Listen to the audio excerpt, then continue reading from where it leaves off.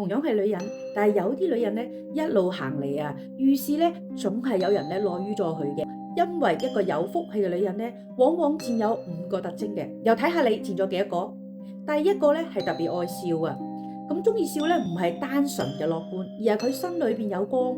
笑容係一個可以令人放鬆嘅，亦會令好運願意接近嘅嘢。就係你如果多啲去觀察周邊嘅人，一個中意笑嘅人咧，佢嘅氣場咧係油亮嘅，佢身邊嘅貴人咧亦都特別多嘅喎。咁第二咧，佢待人真誠，唔玩心機，不做算計。真誠嘅能量咧，佢係純正嘅，自自然然咧會吸引呢一啲同頻嘅人靠近佢。越簡單越被善待。咁第三咧，佢心存善意，唔刻薄啦，唔算計啦，與人為善啦，善意咧其實係一種能量嚟嘅。你俾乜嘢出去，就會收翻乜嘢。佢嘅福氣咧都係一啲啲咁寄出去，又收翻嚟嘅。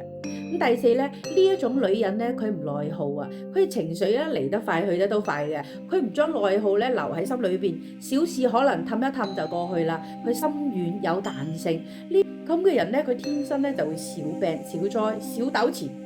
第五咧就係老生常談，知足常樂，靜得落心嚟，放得低人同事，唔執着，唔糾纏，唔鑽牛角尖，順其自然就係佢最大嘅智慧。